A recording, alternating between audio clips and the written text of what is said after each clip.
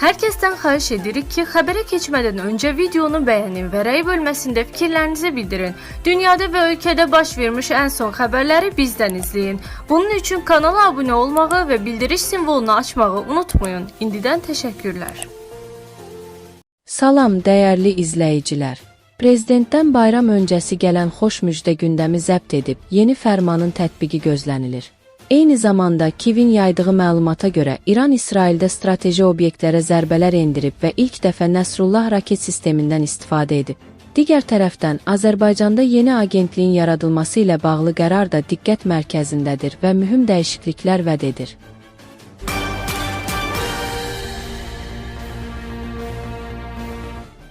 Prezident İlham Əliyev Azərbaycan Respublikasının prezidenti yanında vətəndaşlara xidmət və sosial innovasiyalar üzrə Dövlət Agentliyi və onun tabeliyindəki asan xidmət mərkəzlərində fəaliyyət göstərən digər dövlət orqanları işçilərinin sosial müdafiəsinin gücləndirilməsi ilə bağlı əlavə tədbirlər haqqında fərman imzalayıb. Oxu24.com-un xəbərinə görə fərmanla müəyyən edilib ki, Azərbaycan Respublikası prezidenti yanında vətəndaşlara xidmət və sosial innovasiyalar üzrə Dövlət Agentliyinin və onun tabeliyindəki asan xidmət mərkəzlərində fəaliyyət göstərən digər dövlət orqanları işçilərinin mükafatlandırılması məqsədilə 26.600.000 26.600.000 manat məbləğində vəsait hər il növbəti il üçün təsdiq olunan dövlət büdcəsində nəzərdə tutulur.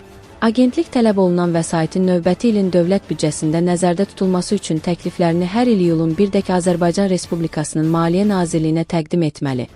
Nəzərdə tutulmuş vəsaitdən istifadə qaydasını Azərbaycan Respublikasının Maliyyə Nazirliyi ilə razılaşdırmaqla 3 ay müddətində müəyyən etməli.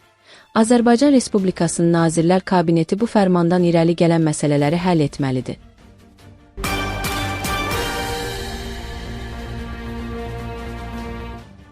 İran öz energetika infrastrukturuna endirilən zərbələrə cavab olaraq İsrailin Hayfa şəhərində yerləşən strateji obyektlərə hücum təşkil edib.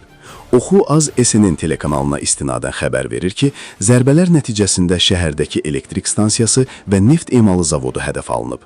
Telekanalın iddiasına əsasən, hücumdan sonra sözü gedən hər iki obyektdə güclü yanğın başlayıb.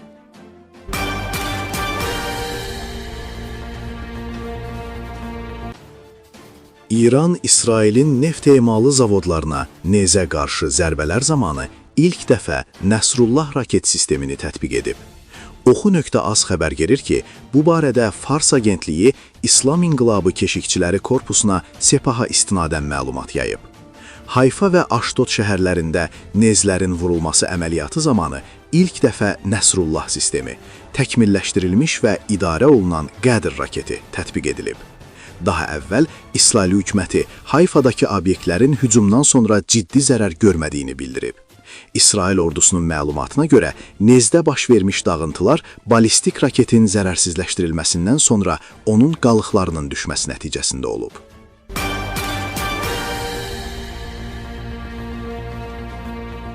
Prezident İlham Əliyev əhalinin icbari tibbi sığortası sahəsində idarə etmənin təkmilləşdirilməsi ilə bağlı bir sıra tədbirlər haqqında fərman imzalayıb.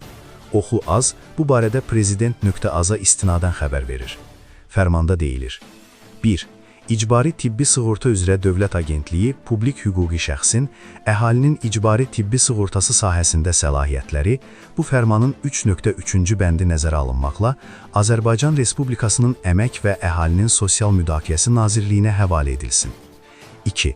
İcbari tibbi sığorta üzrə Dövlət Agentliyi publik hüquqi şəxsin və Azərbaycan Respublikasının Əmək və Əhalinin Sosial Müdafiəsi Nazirliyinin tabeliyində Dövlət Tibbi Sosial Ekspertiza və Reabilitasiya Agentliyi publik hüquqi şəxsin birləşmə formasında yenidən təşkil yolu ilə Azərbaycan Respublikasının Əmək və Əhalinin Sosial Müdafiəsi Nazirliyinin tabeliyində Dövlət Tibbi Sığorta və Ekspertiza Agentliyi publik hüquqi şəxs bundan sonra agentlik yaradılsın.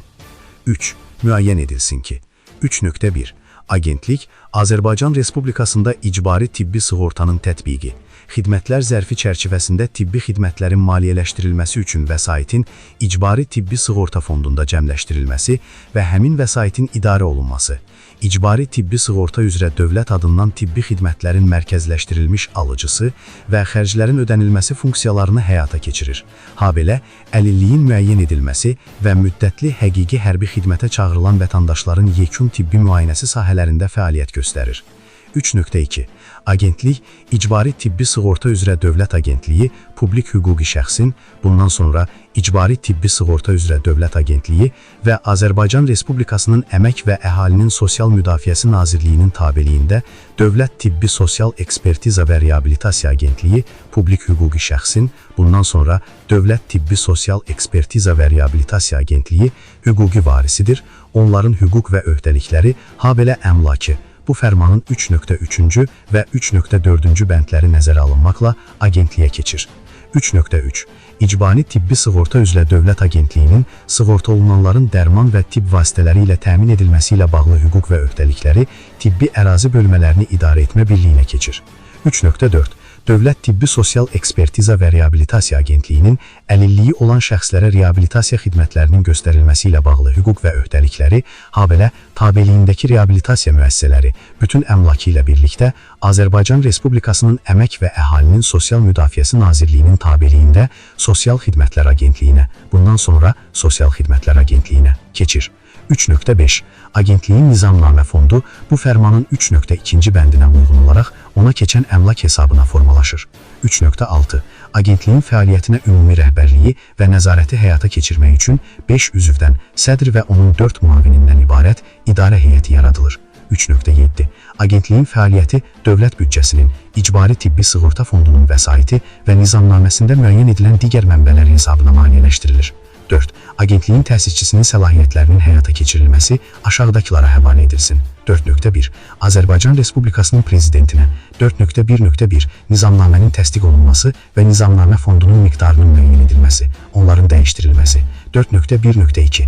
İdarəetmə orqanlarının yaradılması. 4.1.3. Yenidən təşkil və ləğv edilməsi. 4.2. Azərbaycan Respublikasının Nazirlər Kabinetinə 4.2.1. Publik hüquqi şəxslər haqqında Azərbaycan Respublikası Qanununun 3.3-cü maddəsində nəzərdə tutulmuş qərarın qəbul edilməsi. 4.3.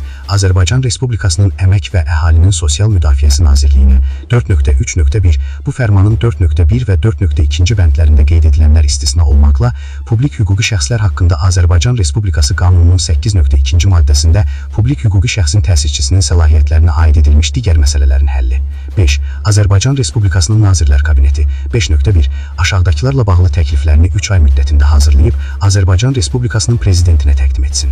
5.1.1. Bu fərmanın 1/3-cü hissələri nəzərə alınmaqla normativ hüquqi aktların təkmilləşdirilməsi. 5.1.2. Agentliyin nizamnaməsinin layihəsi, o cümlədən nizamnamə fondunun miqdarı. 5.2. Bu fərmandan irəli gələn digər məsələləri həll etsin. 6. Agentlik hüquqi şəxslərin dövlət qeydiyyatı və dövlət reyestri haqqında Azərbaycan Respublikasının qanunu ilə müəyyən edilmiş qaydada dövlət qeydiyyatına alındığı günədək 6.1. İcbari Tibbi Sığorta üzrə Dövlət Agentliyi və Dövlət Tibbi Sosial Ekspertiza və Reabilitasiya Agentliyi bu fərmanın 7.1 bəndi nəzərə alınmaqla öz fəaliyyətini davam etdirsinlər. 6.2. İcbari Tibbi Sığorta üzrə Dövlət Agentliyinin və Dövlət Tibbi Sosial Ekspertiza və Reabilitasiya Agentliyinin idarə olunması